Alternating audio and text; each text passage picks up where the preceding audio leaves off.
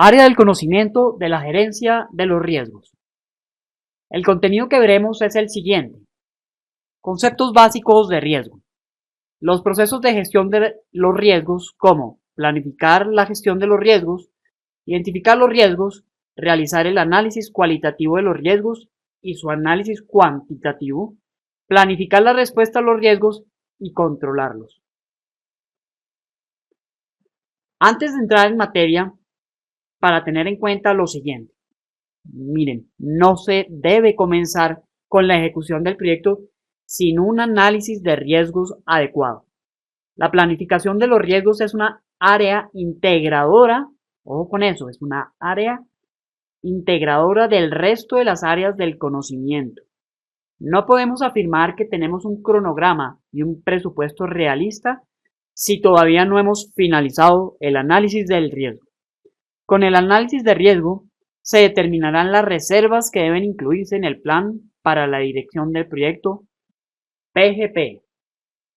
El estudio de los riesgos, en inglés Risk Management, cubre todo el ciclo de vida del proyecto. Debe llevarse a cabo desde el grupo de procesos de iniciación, en el Project Charter, incluyendo al menos una identificación de los riesgos clave. Y ojo también con esto, no terminará el proyecto sin haber hecho las últimas identificaciones y análisis de los riesgos. Revisemos entonces algunos conceptos importantes dentro de esta área temática, tales como los siguientes: riesgo, incertidumbre, probabilidad, impacto, imprevistos, reservas, actitud frente al riesgo y valor monetario esperado. Miremos entonces, riesgo. Riesgo es un evento incierto que se puede identificar. Puede identificarse una probabilidad de ocurrencia que, si se produciera, puede afectar en forma negativa o positiva los objetivos del proyecto. A esto se le llama conocido-desconocido. Incertidumbre. La incertidumbre es la situación en la cual se tiene un desconocimiento del futuro, muy similar al riesgo, obviamente. Pero cuando hay incertidumbre no se conocen los posibles resultados y por tanto las probabilidades de ocurrencia no son cuantificables. Esa es la sutileza en la diferencia entre riesgo e incertidumbre. Riesgos desconocidos o imprevistos. Los imprevistos son aquellos riesgos desconocidos que pueden ocurrir sin haber anticipado su ocurrencia. Estos sucesos dependen de una inusual combinación de factores que no se pudieron detectar con anticipación. Por eso se les llama desconocidos desconocidos. Por ejemplo, un riesgo imprevisto durante la construcción de una carretera podría ser un cambio que obligue a cambiar la ruta según el plan original.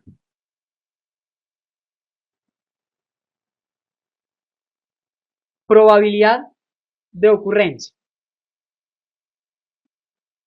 Cada evento riesgoso tiene algún chance de suceder. Por ejemplo, la probabilidad de que lluevan en la boda de unos novios que están haciendo una boda al aire libre, según estadísticas en el mes de abril en Bogotá, es del 75%. Esto significa que ellos tienen la posibilidad de que les llueva 3/4 partes del día. Hecho improbable, tendría entonces una probabilidad de 0. Hecho casi seguro, tendría una probabilidad del 100%. La probabilidad de ocurrencia entonces es esa probabilidad llevada a una escala que va, por ejemplo, del 0 al 1. Impacto. El riesgo no se cuantifica solo por su probabilidad de ocurrencia, sino también por su impacto. Este es el efecto, la consecuencia que puede tener el riesgo si se presenta. Si fuera una amenaza, sería el grado de daño que podría causar. ¿De acuerdo? Entonces, en este orden de ideas, este impacto se mira generalmente desde la percepción del valor, entre comillas, o es decir, en signo pesos. Por ejemplo, si la probabilidad del mal clima es alta, pero los daños en el proyecto son muy bajos, ese riesgo no debería preocuparnos demasiado. El impacto va a ser muy poco o va a ser mínimo. Ahora, un proyecto será más riesgoso si presenta, por ejemplo, un 10% de probabilidad de ocurrencia, ocasionando daños por $500,000, que en el caso de tener un 10% de probabilidad de ocurrencia, igual a la anterior, pero generar daños por $100,000.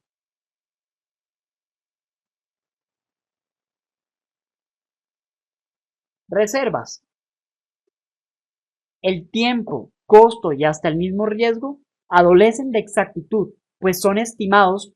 Por ser así es que debemos recurrir a reservas. ¿Sí?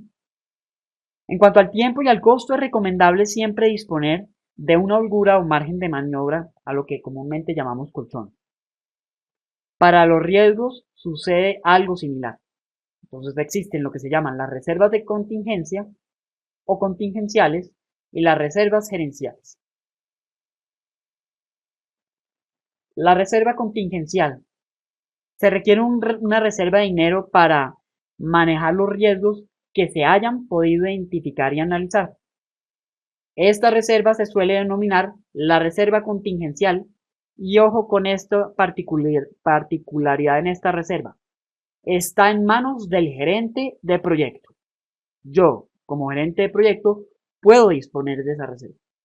Reserva gerencial o reserva de gestión. Para aquellos riesgos que tengan una alta o total imprevisión, se sugiere que se asigne una reserva adicional que se suele llamar reserva gerencial o de gestión.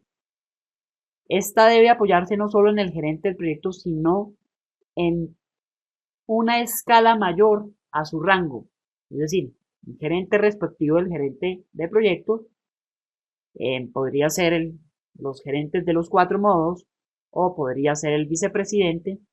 Es decir, el gerente de proyecto no tiene cómo disponer de esta reserva. Es una reserva posiblemente en general para el portafolio de la ANI, es decir, para los 4 modos, que se utilizaría en caso de necesitarse para X o Y proyecto.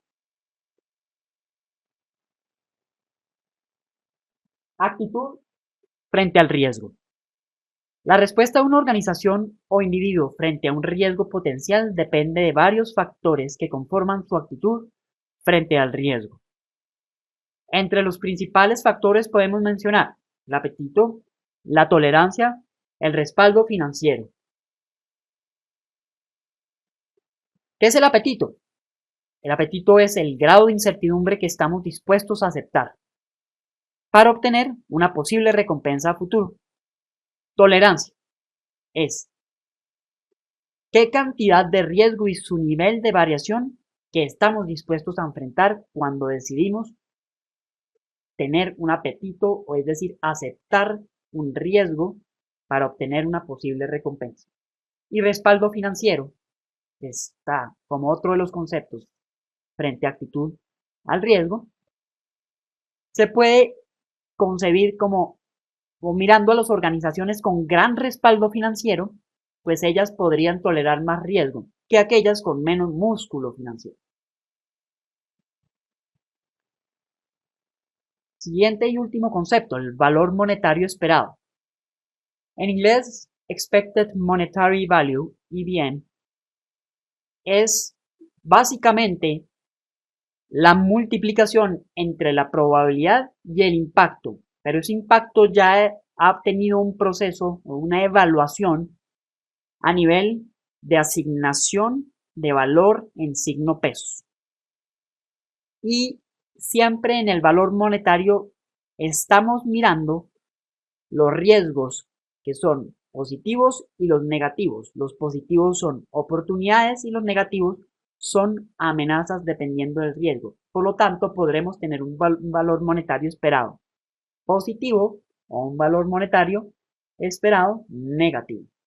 El valor esperado es una herramienta muy sencilla que combinada con árboles de decisión nos permiten evaluar o seleccionar opciones o alternativas de un proyecto, inclusive para selecciones de proyecto. Consejo: no dejen de revisar los riesgos juiciosamente. Es una labor que deben realizar con tu equipo cada cierto tiempo dependiendo del proyecto. La experiencia indica que los imprevistos son los tipos de riesgos más peligrosos para la viabilidad de un proyecto. La manera de manejar, en la medida de lo posible, riesgos es realizando reuniones semanales, quincenales o mensuales del estado de los riesgos.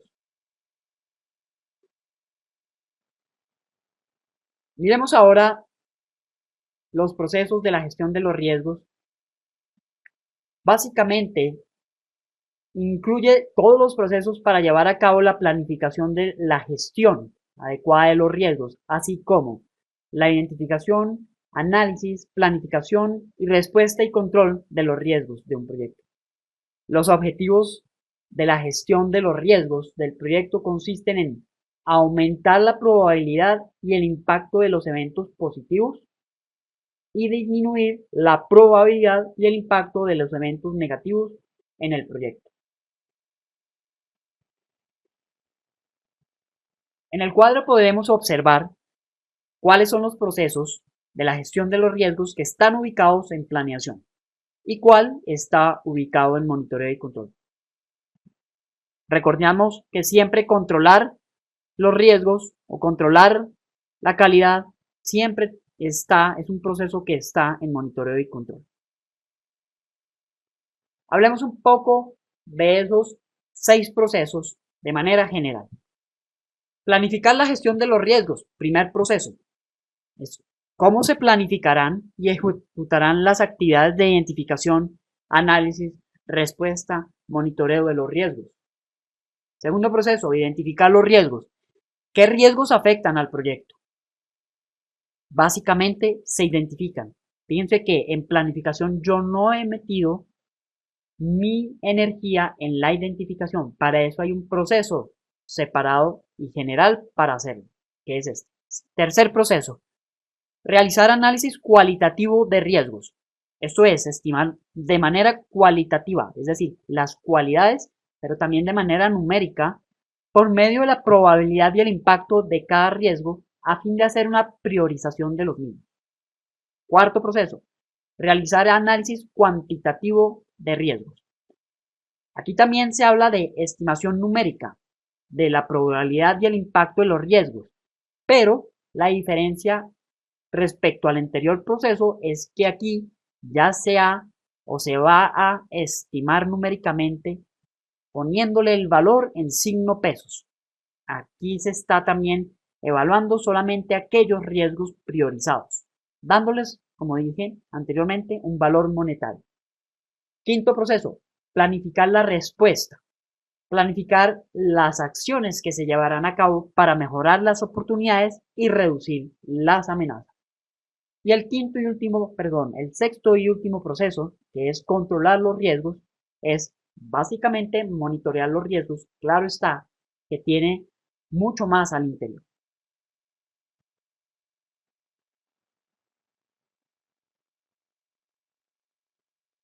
Planificar la gestión de los riesgos.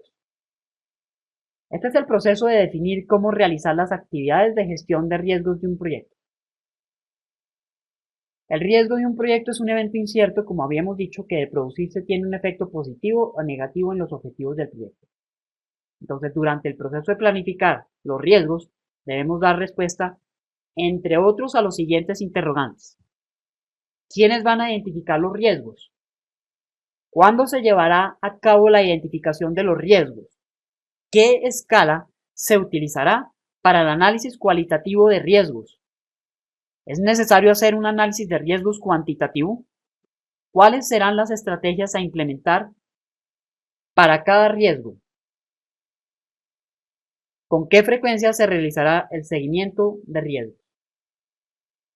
Entre otros. Tenemos entonces, como todas las demás áreas que se llaman planificar, su respectivo plan de gestión de los riesgos. Con base en las anteriores respuestas, tenemos los siguientes componentes, entre otros. La metodología que utilizaremos en el tema de la evaluación de los riesgos, roles y responsabilidades del equipo, categorías de riesgos, periodicidad para realizar los procesos de riesgos durante el ciclo de vida del proyecto, porque hemos hablado que este no es un proceso que se hace solo en inicio o en planeación, sino durante todo el ciclo de vida del proyecto. Escalas de probabilidad de impacto, con por ejemplo una plantilla ya que venga de la organización, de la entidad, de matriz de riesgos, tolerancia al riesgo y manejo de los tiempos y costos relacionados en el tema de riesgos. Proceso de identificar los riesgos. Este es el proceso de determinar los riesgos que pueden afectar al proyecto y documentar sus características. Una vez realizado el proceso anterior, que lleva a cabo ese documento plan de gestión de riesgos, es necesario comenzar con la identificación, como lo mencioné, de todos los eventos riesgosos. Se debe prestar especial atención a la identificación de los sucesos que puedan afectar seriamente al proyecto. Miren esto, aun cuando su probabilidad de ocurrencia fuese muy baja. En este proceso el equipo de trabajo debe participar, pues esto mejorará la pertenencia de ellos con el proyecto y la responsabilidad hacia los eventos riesgosos. Este proceso no se hace una sola vez, ya lo hemos mencionado, se repite otra vez aquí. Es decir, no se hace solo cuando arranca el proyecto o se arranca a identificar. Es un proceso repetitivo y que se actualiza cada vez que avanzo en los procesos de riesgos y en el ciclo de vida del proyecto. Es decir, lo deberíamos hacer si evaluamos el proyecto en estructuración como proyecto, ahí, en contratación como proyecto, ahí, y especialmente en toda la gerencia contractual, en el inicio, en la planeación del proyecto, en la ejecución, seguimiento y control, que es la construcción, y en la operación y mantenimiento, y en el cierre inclusivo, donde se está haciendo la reversión. Tendremos entonces un registro de riesgos, una matriz de riesgos identificados que empiezan a tener columnas hacia la derecha que van permitiendo darle más cualidades y características a los riesgos. También debemos tener en cuenta lo siguiente: en todo proyecto complejo, como los que manejan en la ANI, el número de riesgos a atender puede ser muy grande, aún teniendo en cuenta que el concesionario tenga que manejar la mayoría. Aunque muchos no sean la responsabilidad de la agencia, el gerente de proyecto y su equipo directo del proyecto deben estar enterados de los riesgos en infraestructura en cada uno de los 4 modos. Esto es importantísimo. Hagamos énfasis en eso. El gerente de proyecto y su equipo directo del proyecto deben estar enterados de los riesgos en infraestructura en cada uno de los 4 modos. Segunda parte de la gerencia de los riesgos. Estamos en el proceso de realizar el análisis cualitativo de riesgos. Este es el proceso de priorizar riesgos para análisis o acción posterior, evaluando y combinando la probabilidad de ocurrencia e impacto de dichos riesgos. En este caso, aquí ya se habla de hacer esa evaluación. El gerente de proyecto debe priorizar los riesgos y enfocar sus esfuerzos en los riesgos importantes y urgentes. Esto es lo que tiene que tener en cuenta el supervisor gerente de proyecto de la ANI. Para la parte de importancia y prioridad veremos 3 ejemplos y para la urgencia 1.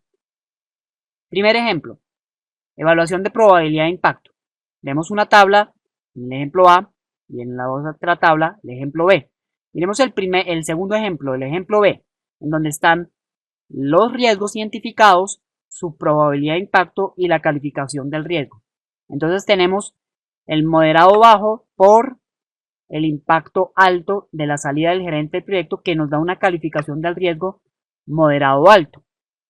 Reasignación del líder técnico alto en la probabilidad, en el impacto moderado alto, que nos da una calificación del riesgo alta. Y así sucesivamente con los siguientes riesgos. Aquí es donde se llama cualidad. Cualitativo es el análisis. Entonces, la cualidad en ese orden de ideas está clasificada en bajo, en muy bajo, bajo, moderado, mm, mm, alto y muy alto. Y podríamos poner moderado, alto, etcétera, darle una clasificación. No se debe hacer solamente en bajo, medio y alto, porque el análisis cualitativo se vuelve muy sencillo. Y cuando estamos clasificando o haciendo esa calificación, entonces perdemos objetividad y todos van a quedar en una calificación media. A esto se le llama una parte de cualidad, pero en el ejemplo A lo estamos pasando ya a números, por eso se hablaba de la parte numérica. Aunque la parte cuantitativa es la verdaderamente numérica, esta también tiene números en cuanto a este ejemplo se refiere.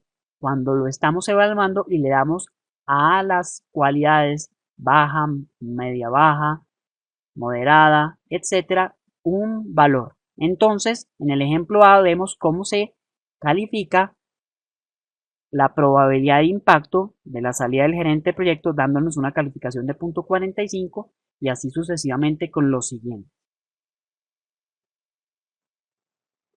El siguiente ejemplo es una matriz como la siguiente, donde tenemos tres variables de verificación.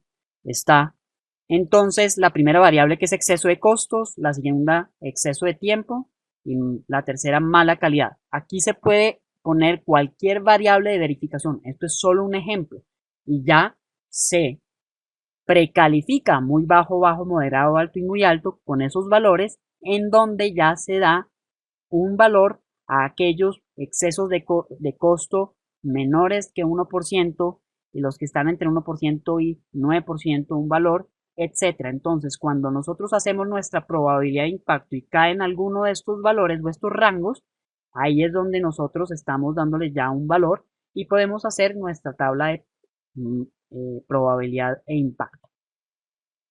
Tercer ejemplo, ya está hecha la tabla en donde se dan unos valores de impacto previos por estudiados, trabajados con el equipo de proyecto, teniendo entonces la definición de ellos mismos, tanto para amenazas como oportunidades, como se ve a continuación.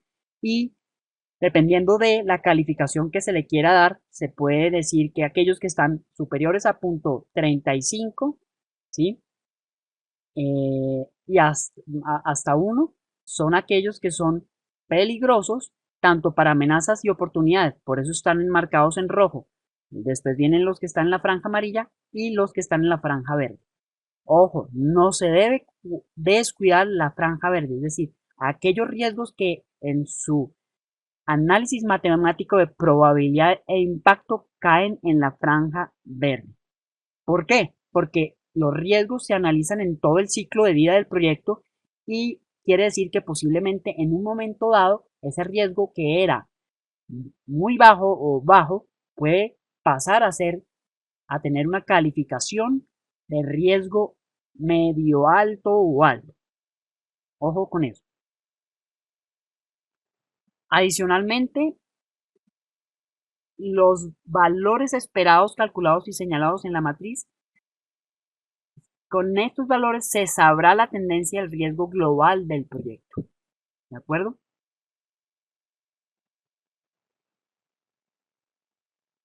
La evaluación de urgencia.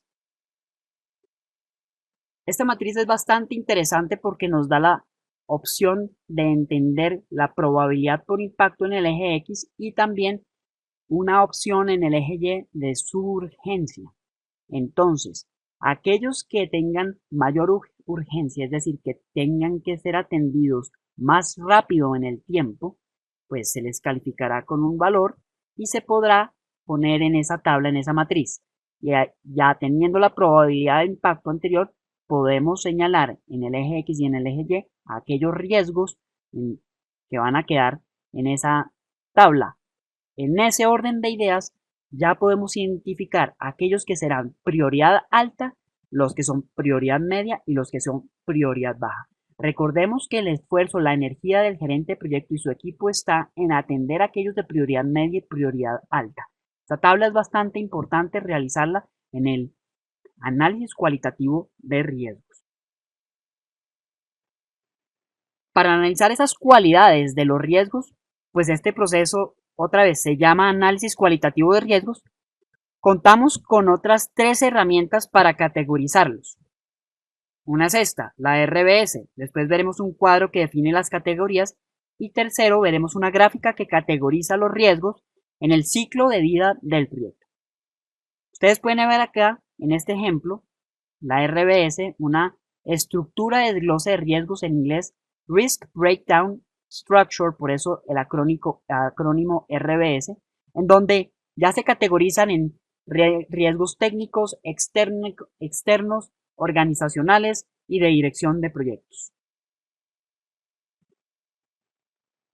La siguiente tabla categoriza ya los riesgos por causas, por ejemplo, causa política, causa económica, causa interna, causas naturales, causas financieras.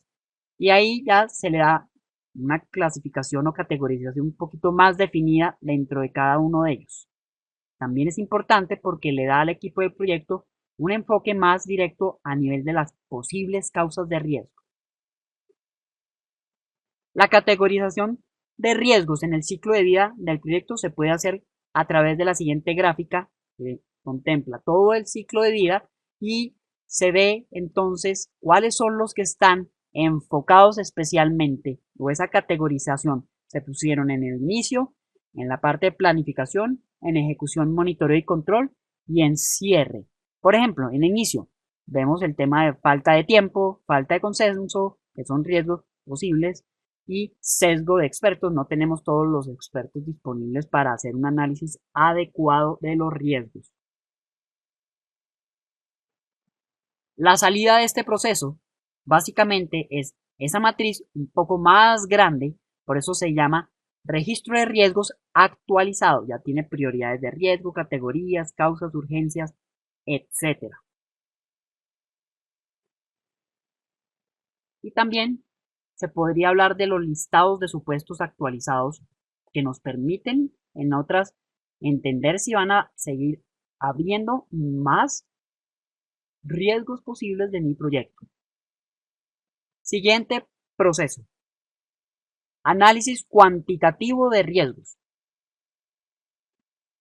Es el proceso de analizar numéricamente el efecto de los riesgos identificados sobre los objetivos generales del proyecto. Y aquí hablamos entonces de un tema general, los de prioridad media y prioridad alta. Entre las herramientas para este análisis cuantitativo tenemos entrevistas con expertos, árboles de decisiones usando también la parte de el valor monetario esperado y también hay herramientas sofisticadas de software.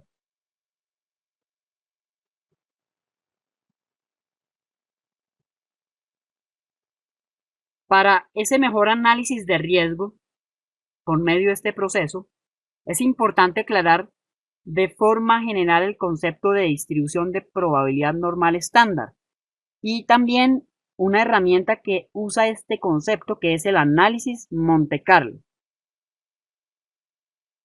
La ANI, o más bien las personas de riesgo de la ANI en sus proyectos se apoyan en esta herramienta.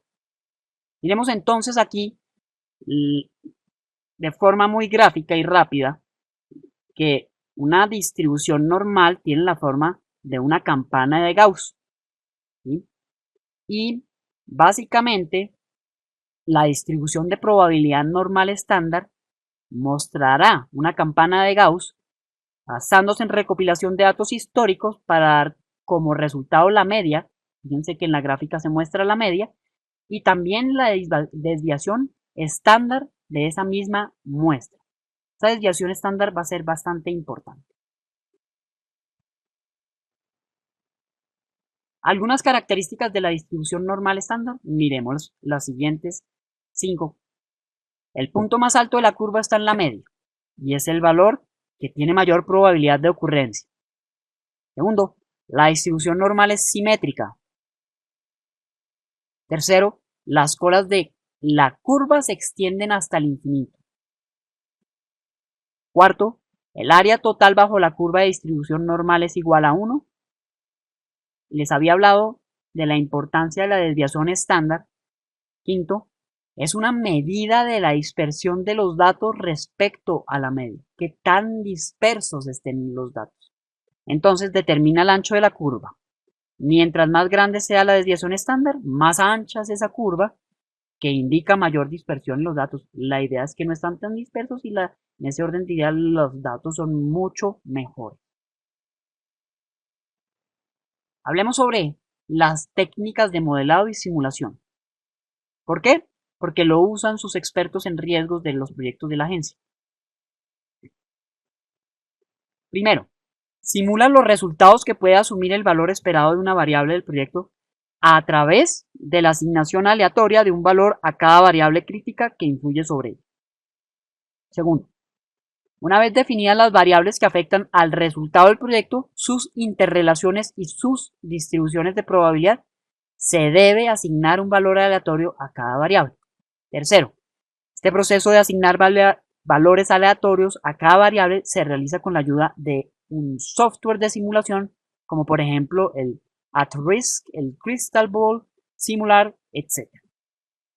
Sabemos que la agencia se apoya ya en unos modelos a través de Excel programados con Visual Basic.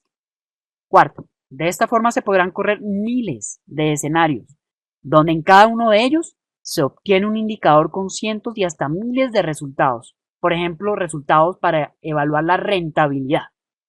Y quinto, si se grafican estos valores, la distribución se asemeja entonces a una función normal estándar. Las salidas entonces que tenemos son actualizaciones a los documentos del proyecto, especialmente registro de riesgos actualizado. Ya entonces tenemos priorización, todo lo anterior. Y básicamente ya se le puede adicionar una columna más que es estimación de tendencias. Siguiente proceso, planificar la respuesta a los riesgos. Es el proceso de desarrollar opciones y acciones para mejorar las oportunidades y reducir las amenazas a los objetivos del proyecto. Ojo con lo siguiente, este suele ser el proceso más importante de la gestión de riesgos, porque aquí tomamos decisiones de cómo vamos a responder a cada riesgo identificado. Y fíjense una cosa, hasta este momento, antes de todo lo anterior, estamos planificando la respuesta a riesgos.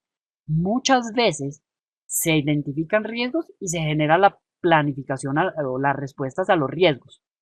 Eso está mal porque fíjense todo lo anterior, toda la parte de cualidad, toda la parte de cuantidad, ¿sí? De esos procesos que me permiten entender mucho mejor los riesgos para llegar a planificar mejor una respuesta.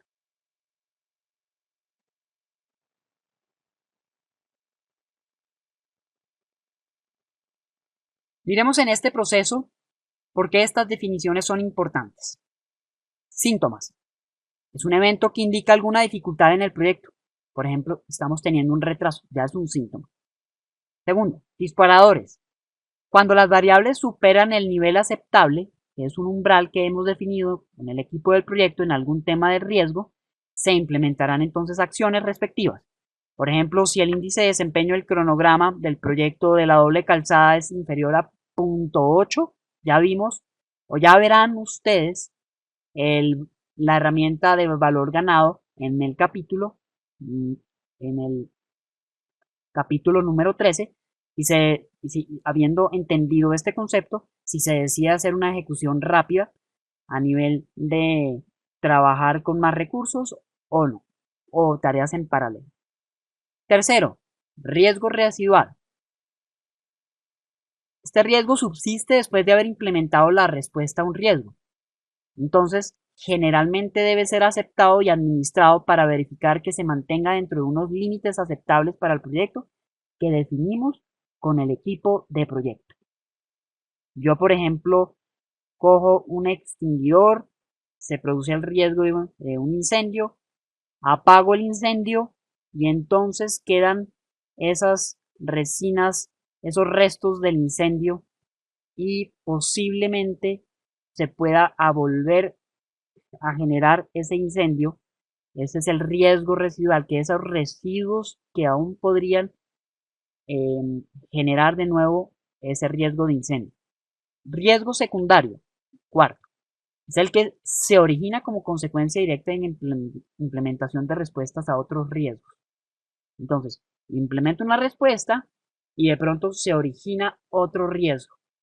Es diferente del riesgo residual, no es que quede por ahí, sino que se origina otro riesgo. Es un riesgo secundario que se originó cuando implementé una respuesta. Miremos aquí porque este tema es muy importante. En este proceso, el modelo internacional nos dice que las respuestas a los riesgos se pueden implementar tanto para las amenazas como para los riesgos positivos u oportunidades. Entonces, para los riesgos negativos tenemos lo siguiente.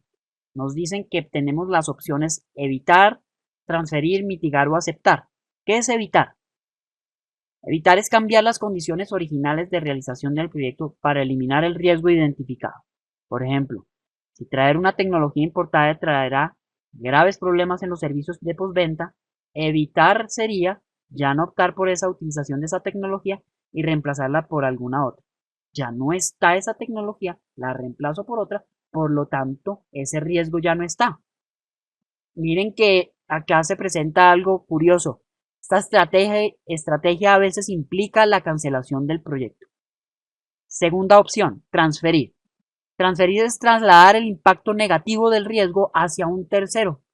Es decir, contrate un seguro o póngale una penalidad al contrato con el contratista. Tercero, mitigar. Es disminuir la probabilidad de ocurrencia o el impacto o las dos. Por ejemplo, instalar un sistema de alarmas en caso de un incendio. Mitiga la opción con un sistema de riego para que el incendio no sea mayor o pase a mayores. Mitigar. Cuarto, aceptar. Es no cambiar el plan original. Hay las opciones de hacer una aceptación activa como una aceptación pasiva. ¿Qué es cada una de ellas? Una aceptación activa consiste en dejar establecida una política de cómo actuar en caso de que ocurra el evento negativo. Por ejemplo, instrucciones de cómo seguir facturando en forma manual en caso de que exista un corto de energía. ¿Sí? Y la pasiva consiste en no hacer nada. Simplemente llegamos con ese riesgo, no podemos seguir facturando y simplemente nos quedamos de no seguir facturando. Entonces todos para la casa hasta que llegue la energía. Para los riesgos positivos u oportunidades, tenemos lo siguiente. Fíjense que también hay 4 opciones y que también está la cuarta, es aceptar, que es la misma que la anterior. Es el mismo concepto. Miremos la primera, explotar. Es realizar acciones para concretar la oportunidad para el beneficio del proyecto. Es decir, trato de que se dé esa oportunidad, la exploto en la medida de lo posible. Segundo, compartir. Aprovechar las sinergias de otra persona u organización mejor capacitada para capturar las oportunidades del mercado. Por ejemplo, una unión transitoria de empresas porque esta otra empresa sabe hacer mejor lo que yo hago que lo que yo no hago. Me uno para aprovechar la sinergia. Tercero, mejorar. Realizar acciones para aumentar la probabilidad de ocurrencia o el impacto. Cualquier acción que se me ocurra o que se le ocurra al equipo del proyecto para mejorarla, en ese orden de ideas, puedo llegar a obtener ese riesgo positivo que se plasma. Y de aceptar que no se hace absolutamente nada.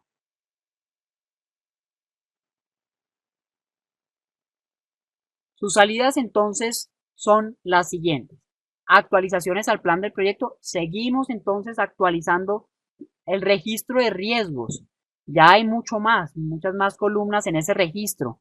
Riesgos secundarios, residuales, disparadores, reservas, señales de alarma, síntomas, en fin, las estrategias específicas para cada riesgo.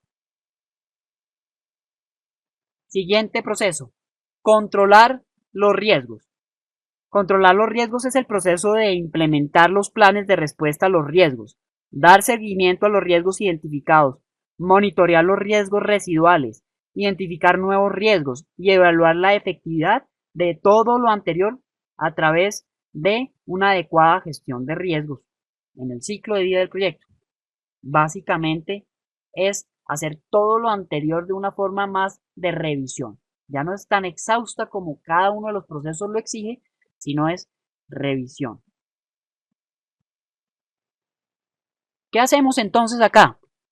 El modelo internacional nos indica que realicemos unos pasos como los siguientes. Durante esta fase de control de riesgos se recopila información y se documentan los avances y evolución a través del tiempo. Ojo con lo siguiente, recopilamos información, es indispensable y lo vamos a ver que es una salida de este proceso. Segundo, este monitoreo brinda información actualizada acerca del estado de cada riesgo identificado y permite identificar riesgos nuevos, vigilar el estado de los riesgos residuales y secundarios y supervisar los cambios en el perfil de riesgos debido a factores exógenos o endógenos. Depende. Tercero, deberíamos comenzar con el seguimiento de aquellos riesgos prioritarios, siempre por eso.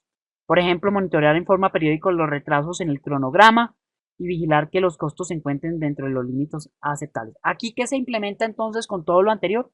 Planes de respuesta, realizar acciones correctivas preventivas también. Se redefinen planes de respuesta si no son los adecuados o si vemos que realmente el riesgo ha cambiado un poco. Inclusive, si hay la necesidad, modificamos los objetivos del proyecto. Una cosa más aquí.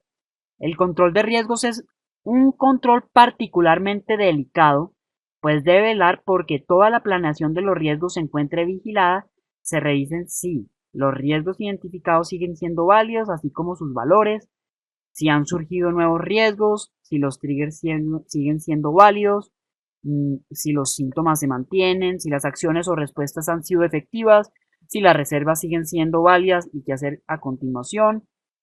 Todo esto es el resumen de este proceso tan importante. Una pregunta, ¿qué hay que hacer con los riesgos no prioritarios o no críticos?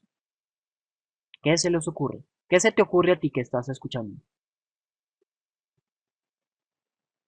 A los riesgos no prioritarios hay que colocarlos en la lista de observación y, ojo, revisarlos de forma periódica. Por eso les dije, a los riesgos de prioridad muy baja no se les hace a un lado, se mantienen ahí. Las salidas.